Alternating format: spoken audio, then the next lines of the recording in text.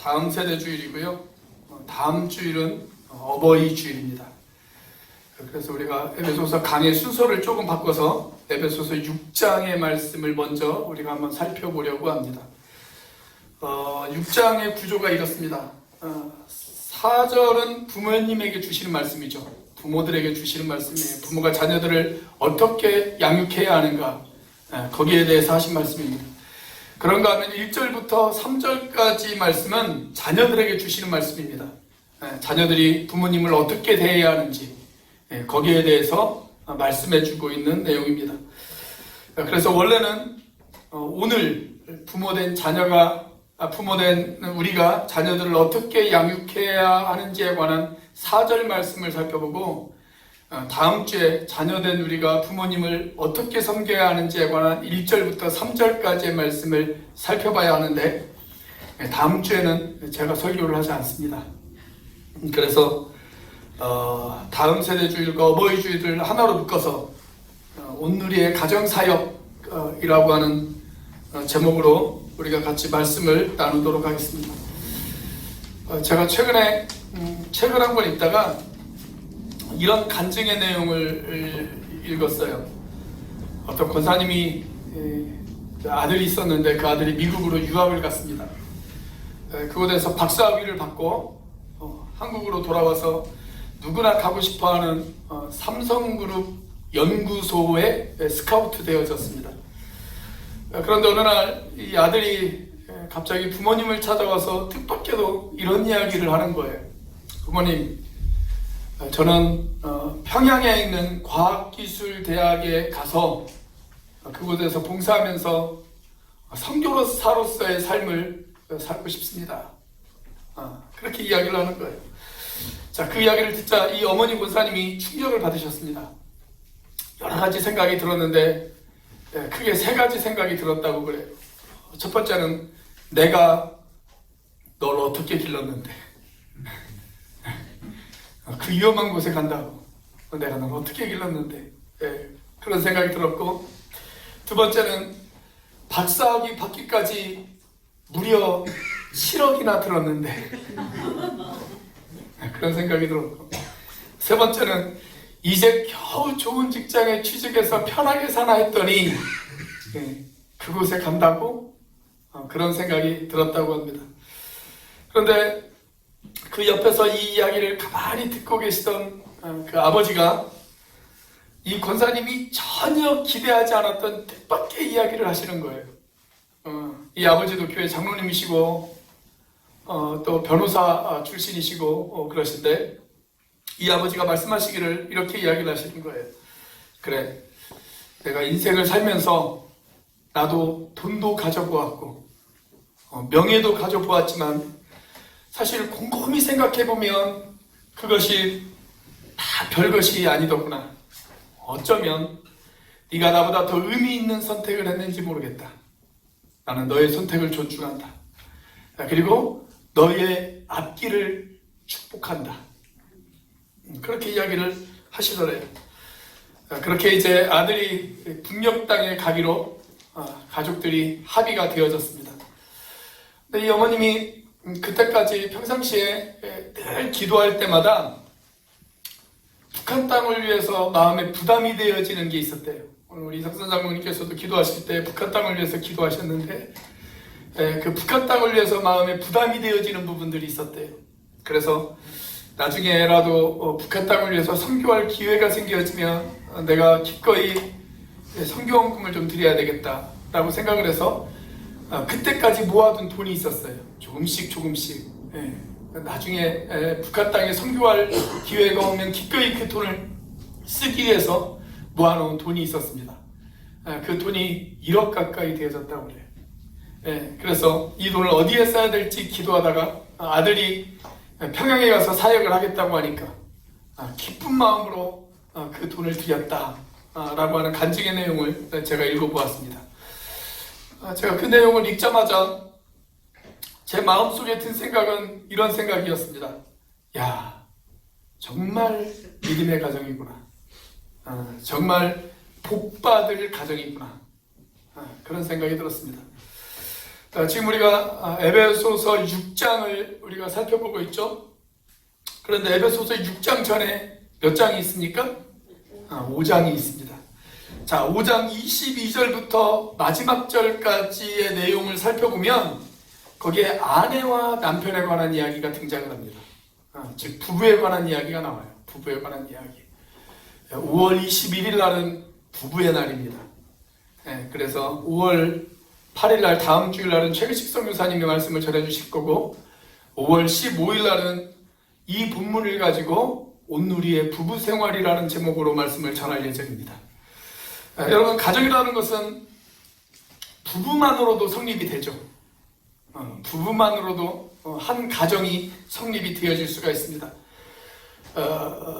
자녀가 없어도 가정이 돼요. 자녀가 없다고 해서 가정이 안 되는 것은 아니에요. 가정이 돼요. 그리고 자녀가 없다고 해서 그 가정이 비정상적인 가정이 되어지는 것은 더더욱 아닙니다. 자녀들과 없어도 얼마든지 가정이 이루어질 수가 있어요. 그런데 대부분의 부부는 결혼을 해서 가정을 이루다 보면 이제 자녀들이 생깁니다. 그래서 우리는 누군가의 자녀이기도 하고 또 동시에 누군가의 부모이기도 합니다. 자, 그렇다면 성경은 자녀로서의 나의 책임을 어떻게 가르치고 있을까요? 그리고 부모로서의 나의 책임을 어떻게 가르치고 있을까요? 자, 첫째, 우리가 자녀로서의 책임에 대해서 한번 살펴보도록 하겠습니다. 오늘 본문 말씀을 자세히 보면 자녀로서의 책임, 여러 가지 이야기가 나와요. 여러 가지 이야기가 나오는데 자녀들이 부모를 향해서 가져야 될 책임 두 가지를 이야기하고 있습니다. 크게 두 가지를 이야기하고 있어요. 하나는 순종하는 것이고 하나는 공경하는 것입니다. 순종하는 것과 공경하는 것. 저는 순종이라는 것은요, 어렸을 때부터 해야 된다고 생각합니다. 어렸을 때부터. 꼭 그런 것은 아니지만 어릴 때 이 순종이 몸에 익숙해지지 않으면 커서 순종하기가 상당히 어렵습니다. 그래서 순종은 어릴 때부터 훈련시키고 어릴 때부터 가르치는 것이 좋습니다. 자, 그런데 공경은 좀 달라요. 공경은 좀 커서 할 수 있는 거예요. 어릴 때보다는 커서 할 수 있는 게 공경입니다. 일단 공경이라는 것은 뭐냐면 부모의 은혜를 깨닫는 것이죠. 부모의 은혜를 깨닫고 마음 깊은 곳에서부터 그 부모님을 기쁘시게 해드리고 싶어하는 마음, 그것이 바로 공경입니다. 공경. 그러니까 공경을 하려면 일단 철이 들어야 돼요. 철이 들어야 공경할 수가 있어요. 자, 이제 이 둘의 관계를 한번 살펴보도록 하겠습니다. 여러분, 공경이 없는 순종 가능할까요? 불가능할까요? 공경이 없는 순종 가능합니다. 가능합니다. 자기의 속마음과는 다르게 얼마든지 순종할 수 있습니다. 그렇죠? 한 예를 들어볼까요? 저희 자매가 가끔 아이들에게 설거지를 시켜요. 설거지를. 솔직히 말씀드리자면 가끔 시키는 것이 아니라 꽤 많이 시킵니다. 꽤 많이 시켜요. 대부분의 경우 저희 아이들이 좀 착해서 순종합니다. 설거지 해라 그러면 설거지하고, 빨래 널어라 그러면 빨래 널고, 그렇습니다. 그런데 가끔 싫어 라고 이야기할 때가 있습니다. 그럴 때 제 자매가 한마디 하죠. 너 그러면 용돈 없어? 그러면 마지못해 순종합니다. 순종해요. 이렇게 자기의 속마음과는 다르게 얼마든지 우리는 순종할 수 있습니다. 그런데 그것이 공경은 아니에요. 속마음과 다르게 순종할 수 있지만 속마음과 다르게 공경할 수는 없습니다. 자, 그래서 순종만 하는 것, 그것은 50점짜리 자녀예요. 100점짜리 자녀가 되려면 어떻게 해야 되느냐? 공경하는 단계까지 가야 됩니다. 자, 그래서 성경은 자녀들에게 순종을 이야기하면서 동시에 공경의 단계까지 가야 된다. 그렇게 이야기를 하고 있어요. 십계명에도 내 부모에게 순종하라 이렇게 말씀하고 있지 않아요. 내 부모에게 공경하라 이렇게 이야기하고 있습니다. 자, 그러면서 자녀들이 왜 순종하고 공경해야 하는지 그 이유에 대해서도 두 가지로 이야기를 하고 있습니다. 그 두 가지 이유가 뭐냐? 하나는 자연법이 그것을 가르치고 있고, 또 하나는 하나님의 법이 그것을 가르치고 있기 때문이다. 그렇게 이야기를 하고 있습니다. 자, 1절 말씀입니다. 1절 말씀 같이 한번 읽어보겠습니다. 시작.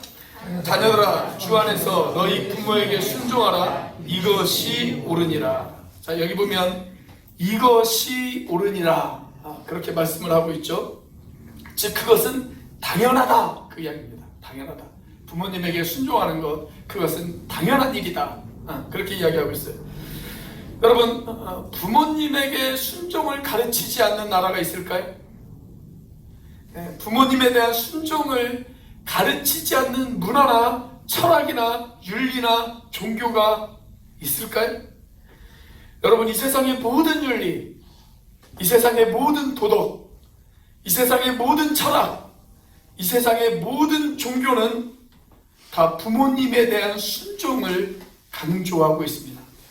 왜냐하면 그것이 하나님이 우리에게 주신 양심이기 때문에 그렇습니다. 그것을 가리켜서 우리는 뭐라고 이야기하냐면 자연법이라고 이야기합니다. 자연법. 하나님이 우리에게 주신 양심이에요. 그 양심의 소리에 순종할 줄 알아야 돼요. 그래서 부모님에게 순종해야 합니다. 부모님에게 순종해야 돼요. 자, 그런데 예외는 있어요. 예외는 있습니다. 여러분, 부모님의 명령과 하나님의 명령이 서로 충돌할 때, 그런 때가 있을 수 있죠. 예를 들어서 제가 어릴 때 저희 부모님은 신앙생활을 하지 않았습니다. 그래서 예수 믿는 저를 핍박했습니다. 성경책을 찍기도 했고, 성경책을 불태우시기도 하고, 때로는 그 예전에 그 재래식 화장실, 거기에다가 성경책을 집어 던지기도 하셨습니다. 그리고 저에게 교회 가지 말라고 강요도 하셨습니다. 그런데 그때 만약 제가 그래, 성경에 부모님 말씀에 순종하라고 말씀했으니까 교회 가지 말아야지, 이렇게 작정했다면 오늘날 이렇게 훌륭한 사람이 되어줄 수 있었겠습니까? 이렇게 부모님의 명령과 하나님의 명령이 서로 충돌할 때가 있어요. 충돌할 때. 그럴 때 우리는 어떻게 해야 될까요? 더 상위법, 자연법보다 더 상위법인 하나님의 법에 순종해야 합니다. 자, 그래서 여기 오늘 본문 말씀에도 뭐라고 이야기를 하고 있어요? 주 안에서 순종하라, 그렇게 되어 있습니다. 주 안에서 순종하라. 이런 특수한 경우가 아니라면 우리는 모든 경우에 부모님에게 순종하는 것이 마땅합니다. 마땅해요. 자, 한 걸음 더 나아가서 하나님의 법도 부모님을 향한 공경을 가르치고 있습니다. 자, 2절 말씀입니다. 같이 한번 읽어보겠습니다. 시작. 내 아버지와 어머니를 공경하라. 이것은 약속이 있는 첫 계명이니. 자, 여기 보니까 약속이 있는 첫 계명이다, 그렇게 말씀을 하고 있어요. 왜 첫 계명일까요? 10계명에 보면 1계명도 있고 2계명도 있고, 그런데 왜 5번째 계명을 첫 계명이다 라고 그렇게 이야기를 했을까요? 여러분, 하나님께서 모세에게 10계명을 주셨을 때 원래 그 10계명은 하나의 돌판이 아니었어요. 하나의 돌판이 아니고 2개의 돌판이었습니다. 2개의 돌판. 그래서 첫 번째 돌판에는 1계명부터 4계명까지가 기록이 되어져 있고, 두 번째 돌판에는 5계명부터 10계명까지가 기록이 되어져 있습니다. 첫 번째 돌판의 내용, 그것은 인간이 하나님을 향해서 해야 될 그런 계명들, 지켜야 될 계명들을 기록해 놓았고, 5계명부터 10계명까지는 사람과 사람 사이에 지켜야 될 계명들을 기록해 놓았어요. 그래서 첫 번째 돌판을 우리가 대신 계명이라고 그렇게 이야기를 하고, 두 번째 돌판에 있는 내용을 우리가 대인 계명, 그렇게 이야기를 합니다. 자, 그런데 이 두 번째 돌판의 첫 번째 계명이 뭐예요? 내 부모를 공경하라, 이것입니다. 내 부모를 공경하라. 자, 그런데 성경은 그것이 그냥 첫 계명이 아니라 약속이 있는 첫 계명이다, 그렇게 이야기를 하고 있어요. 약속이 있는 첫 계명이다. 자, 어떤 약속을 말할까요? 그 약속이 바로 3절 말씀에 기록이 되어져 있습니다. 자, 3절 같이 한번 읽어보겠습니다. 시작. 이로써 내가 잘되고 땅에서 장수하리라. 부모님에게 순종하고 공경하는 사람은 마땅히 해야 할, 사람으로서 마땅히 해야 할 자연법을 지킨 것이죠. 자연법. 그런데 그건 자연법인 것과 동시에 하나님의 법이기도 해요. 부모님에게 순종하고 부모님을 공경하는 것, 그건 자연법이기도 하지만 동시에 하나님의 법이기도 합니다. 자, 그래서 하나님의 법에 순종했을 때 하나님께서는 두 가지를 약속하셨어요. 두 가지. 자, 첫째는 뭐예요? 내가 잘 될 것이다. 그리고 두 번째는 내가 땅에서 장수할 것이다. 내가 잘 된다. 이것은 질적인 축복이라고 이야기할 수가 있다면, 내가 장수하리라. 이것은 양적인 축복이다. 라고 그렇게 이야기할 수가 있습니다. 저는 바라건대 우리 온누리교회 모든 공동체 식구들이 이런 영적인 축복들, 질적인 축복과 양적인 축복들을 다 받으실 수 있는 저와 여러분들이 되시기를 주의 이름으로 축원합니다. 네, 그러기 위해서 우리가 해야 할 일 무엇일까요? 부모님에게 순종하고 부모님을 공경하는 것입니다. 순종하고 공경하는 것. 영국의 종교개혁가였고 감리교단의 창시자였던 요한 웨슬리라고 하는 사람이 있습니다. 이 요한 웨슬리도 상당히 대단한 사람이지만 그의 어머니였던 수잔나 웨슬리라고 하는 분도 상당히 대단한 분이십니다. 원래 이분은 귀족 가문에서 태어나셨어요. 25명의 형제 가운데 막내로 태어나셨습니다. 여러분, 그러니까 얼마나 사랑을 많이 받았겠어요. 그죠? 얼마나 사랑을 많이 받았겠습니까? 자, 그러다가 12살 때 어떤 결혼식장에 참석을 해요. 그런데 그 결혼식장에서 한 남자를 만나게 되어집니다. 12살 때. 그리고 12살부터 7년 동안 그 남자와 연애를 합니다. 그리고 7년 뒤에 결혼을 해요. 19살 때 결혼을 해요. 그런데 결혼 바로 직전에 그 남자가 목회자가 되어집니다. 결혼 바로 직전에. 그리고 두 사람이 결혼하자마자 이제 인구 1,500명밖에 되어지지 않는 아주 작은 시골 도시에 가서 목회를 하기 시작을 해요. 그리고 두 사람 사이에 무려 19명의 자녀가 있었습니다. 그게 대단한 게 아니에요. 19명의 자녀 중에 11명은 좀 일찍 세상을 떠났어요. 옛날에 그런 일들이 많았잖아요. 11명은 좀 일찍 세상을 떠났습니다. 그래도 남은 8명의 자녀들을 정말 잘 길렀어요. 아주 훌륭하게 잘 길렀습니다. 그래서 이 8명의 자녀들이 영국의 정치, 종교, 문화, 예술, 모든 사회에 있어서 아주 큰 영향력을 행사하는 그런 자녀들로 이 자녀들을 성장시켜 놓았습니다. 그래서 영국에서 아주 아름답고 복된 명문가의 가정을 이루었습니다. 그 가정을 볼 때마다 사람들이 너무 부러운 거예요. 그래서 사람들이 이 수잔나 웨슬레이라고 하는 이분에게 이런 질문을 많이 던졌다고 그래요. 자녀 양육의 비밀이 도대체 무엇입니까? 도대체 어떻게 자녀를 양육했기에 그렇게 명문가의 가정을 이룰 수가 있었습니까? 그렇게 질문을 던졌다고 해요. 자, 그런 질문을 받을 때마다 이 수잔나 웨슬리의 한결같은 대답, 바로 이것이었다고 합니다. 할 수만 있으면 부모에게 순종하고 부모님을 공경하십시오. 그것이 내가 알고 있는 자녀 양육의 유일한 비결입니다. 그것이 이 수잔나 웨슬리의 대답이었다고 해요. 내가 자녀로서 부모님에게 순종하고 공경할 때 나의 자녀들도 그렇게 되어진다라는 거예요. 그렇게 되어진다. 이게 자녀들이 지켜야 할 책임입니다. 저와 여러분들이 이 책임을 잘 감당하시는 저와 여러분들이 되시기를 주의 이름으로 축원합니다. 자, 성경은 자녀와 부모의 책임을 어떻게 말씀하고 있을까요? 두 번째, 부모의 책임에 대해서 한번 살펴보도록 하겠습니다. 여러분, 자녀만 책임이 있는 것이 아니에요. 부모에게도 책임이 있어요. 부모에게도 책임이 있습니다. 자, 바울은 오늘 본문에서 부모가 자녀를 향해서 두 가지의 책임을 가져야 된다라고 그렇게 이야기하고 있습니다. 하나는 소극적인 책임이고 하나는 적극적인 책임입니다. 자, 4절 말씀이죠. 같이 한번 읽어보겠습니다. 시작. 또 아비들아 너희 자녀를 노엽게 하지 말고 오직 주의 교훈과 훈계로 양육하라.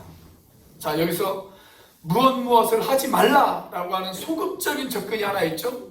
그게 뭐예요? 자녀를 노엽게 하지 말아라. 자녀를 노엽게 하지 말아라. 이걸 우리식으로 표현하면 어떻게 표현할 수 있을까요? 요즘 아이들이 하는 말로 표현한다면 아마 이렇게 표현할 수가 있을 것입니다. 자녀를 열받게 하지 말아라. 아마 그렇게 표현할 수 있을 것 같아요. 여러분, 이 에베소서와 쌍둥이 서신이라고 불리우는 책이 한 권 있습니다. 골로새서라고 하는 책입니다. 이 골로새서를 보면 이 말씀을 이렇게 표현해 놓았어요. 자, 골로새서 3장 21절 같이 한번 읽어보겠습니다. 시작. 아비들아 너희 자녀를 노엽게 하지 말지니 낙심할까 하느라. 그러니까 자녀를 낙심하게 할 때까지 자녀를 열받게 하지 말라는 거예요. 낙심하게 될 때까지 열받게 하지 말아라. 여러분, 이 말씀은 결코 자녀들을 꾸짖거나 훈계하지 말라라고 하는 말이 아닙니다. 훈계나 꾸짖음은 필요합니다. 그러나 그 훈계나 꾸짖음이 너무 지나쳐서 자녀들이 부모의 꾸중과 야단을 들은 뒤에 삶의 의욕을 잃어버리고 낙심하게 되었다면 그것은 잘못된 훈육이다라는 이야기예요. 잘못된 훈육이다. 종종 부모들이 자식들을 야단치고 꾸중할 때 자기의 감정을 조절하지 못할 때가 있어요. 자기의 감정을. 그렇게 자기의 감정을 조절하지 못한 상태에서 야단을 치면 이성을 잃어버립니다. 부모가 이성을 잃어버려요. 그렇게 이성을 잃어버린 상태에서 자녀들을 혼내고 야단치고 훈계하고 꾸짖고 그러면 어떻게 되어질까요? 자녀들이 삶의 의욕을 잃어버리고 낙심에 빠지는 경우가 있습니다. 낙심에 빠지는 경우가 있어요. 여러분, 그것은 훈계가 아니에요. 그건 학대예요. 그건 학대입니다. 이런 학대를 받은 자녀들, 그런 자녀들은 부모를 향해서 평생 풀리지 않는 마음의 한을 가지고 살아갑니다. 그러므로 여러분, 교육은 필요해요. 훈계도 필요합니다. 때로는 꾸짖음도 필요합니다. 잘못된 길을 가고 있다면 야단도 치셔야 합니다. 그러나 자녀를 낙심시키지 않도록 조심하셔야 됩니다. 제가 책을 읽다가 이런 내용을 하나 읽었어요. 미국의 어느 대학생이 자기가 다니는 학교 친구에게 전도를 받았습니다. 그래서 자기도 교회 나가고 싶어하는 마음이 생겼어요. 나도 교회 한번 가봤으면 좋겠다. 그런 마음이 생겼습니다. 그래서 이 친구가 태어나서 처음으로 교회를 찾아갔습니다. 자기가 다니는 학교 바로 근처에 있는 교회당을 찾아갔어요. 근데 그 교회는 상당히 보수적인 교회였어요. 아주 보수적인 교회였어요. 근데 여러분, 이 친구가 태어나서 처음으로 교회를 가는 거니까 교회 문화에 익숙하지 않을 거 아니에요. 교회 문화에 대해서 잘 몰라요. 그래서 그냥 평상시 하고 다니는 대로 긴 장발에, 남학생인데 긴 장발에 다 찢어진 청바지를 입고 그리고 코에 이렇게 피어싱을 하고 그렇게 교회를 갔다고 그래요. 그렇게 교회를 찾아갔대요. 근데 예배 시간에 좀 늦게 간 모양이에요. 이미 그 친구가 예배당 안에 들어갔을 때는 설교 바로 직전에 성가대의 찬양이 울려 퍼지고 있었습니다. 그러다 보니까 자리가 없죠. 뒤에서 서성거리고 있는데 앉을 자리를 찾고 있는데 자리가 없어요. 그래서 뒤에 있다가 앞으로 걸어 나오기 시작합니다. 앞으로 뚜벅뚜벅 걸어 나왔어요. 근데 앞에도 보니까 앞에도 자리가 없는 거예요. 이 친구가 걸어 나오면서 사람들이 다 눈치를 줘요. 한번 생각을 해보십시오. 긴 장발에 피어싱하고 청바지까지 하고 온 청년이 두리번 거리면서 걸어 나오고 있는데 예배 시간에 사람들이 다 쳐다보지 않겠습니까? 다 쳐다봐요. 그러자 이 친구가 앞자리에도 자리가 없자 어떻게 했냐면 평소 학교 강의실에서 하던 습관대로 그냥 바닥에 주저앉았습니다. 카페트 안 앞에 그냥 주저앉았어요. 그러다 여기저기에서 수근거리면서 눈을 흘낏거리기 시작합니다. 그때 뒤에 앉아 계시던 70세가 넘은 거의 80이 되던 어떤 노인 한 분이 자리에서 일어나서 지팡이를 짚고 투벅투벅 앞을 향해서 걸어 나오시는 거예요. 사람들이 긴장하기 시작했어요. 저분이 왜 그러시나? 아마 야단을 치려고 그러는 모양이다. 그렇게 걱정하시는 분들도 있었고, 또 어떤 분은 그래 맞아, 저렇게 교회 예절도 모르는 청년은 혼 좀 나야 해, 이렇게 생각하는 사람들도 있었을 것입니다.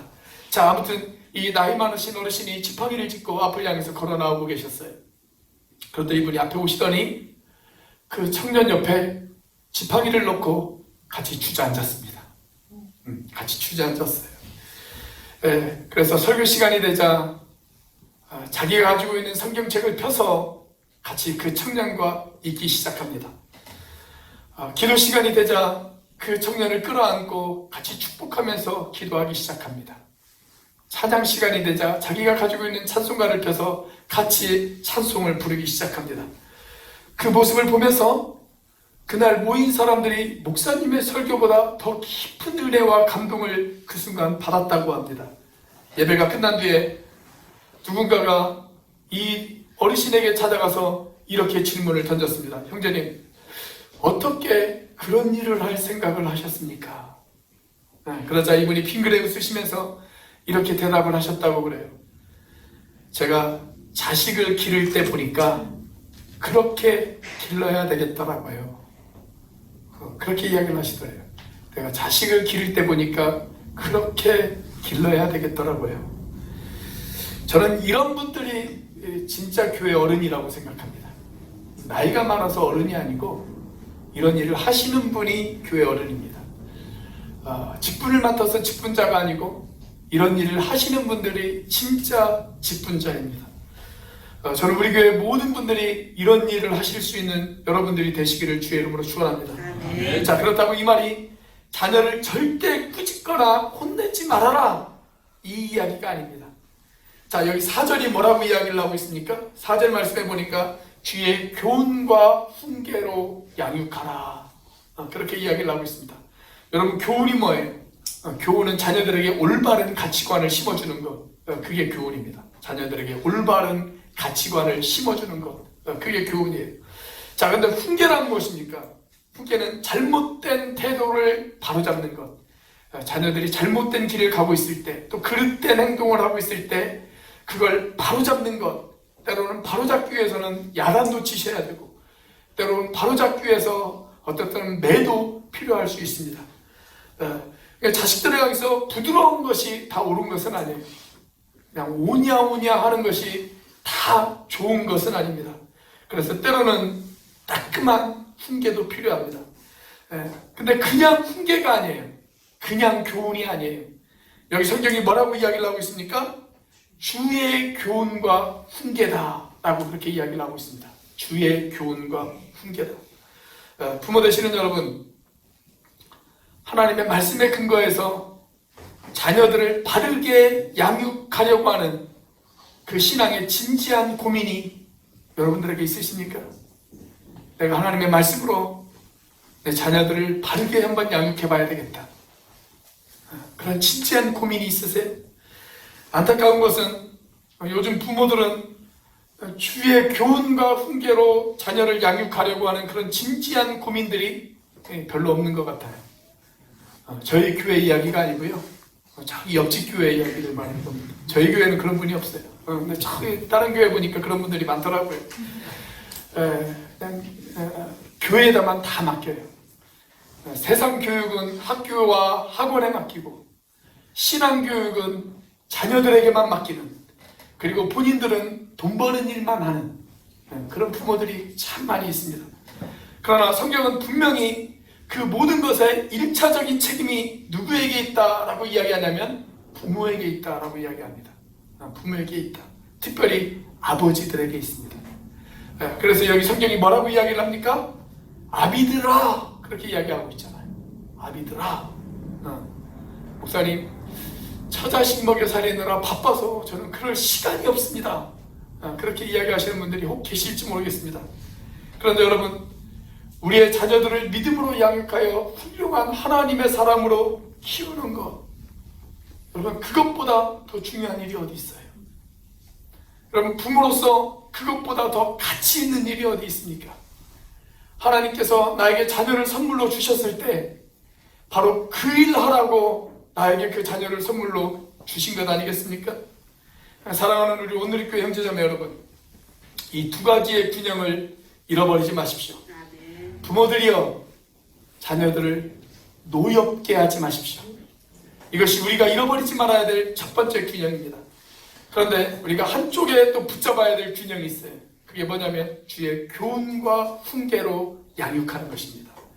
때로는 훈계하고 때로는 부드럽게 그들을 안아주면서 여러분들의 자녀를 믿음으로 세우는 그런 부모가 되시기를 주의 이름으로 축원합니다. 물론 부모가 아무리 최선을 다하고 열심히 노력을 다했음에도 불구하고 자녀들이 성장의 과정에서 때로는 삐뚤게 나가는 경우들도 있어요. 그리고 부모의 기대에 미치지 못하는 그런 일을 할 때도 있습니다. 어쩌면 탈선의 길을 걸어가는 그런 자녀들도 있을 수 있습니다.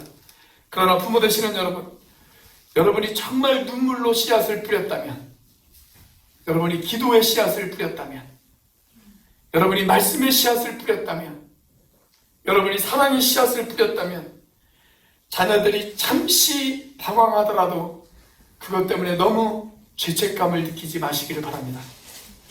여전히 하나님을 신뢰하고 여전히 믿음의 때를 기다리시기를 바랍니다. 그러면 때가 되면 반드시 돌아올 것입니다. 눈물로 기도의 씨를 뿌리고 눈물로 말씀의 씨를 뿌렸다면 기쁨으로 단을 거둘 날이 반드시 오고야 말 것입니다. 그래서 바울 사도가 갈라디아서 6장 9절 말씀에서 저와 여러분들에게 이렇게 권면하고 있지 않습니까? 자, 우리 같이 한번 읽어보겠습니다. 시작. 우리가 선을 행하되 낙심하지 말지니 포기하지 아니하면 때가 이름에 거두리라. 지금 당장 나의 자녀들이 아무런 변화가 없다 할지라도 여러분 낙심하지 마십시오. 포기하지 마십시오. 그리고 내가 뿌려야 될 씨앗을 계속 뿌리십시오. 기도의 씨앗을 뿌리고 말씀의 씨앗을 뿌리고 사랑의 씨앗을 뿌리십시오. 그렇게 뿌리다 보면 때가 이르면 반드시 거두게 될 것입니다. 그날이 속히 오기를, 너무 늦지 않기를 주의 이름으로 축원합니다. 기도하시겠습니다.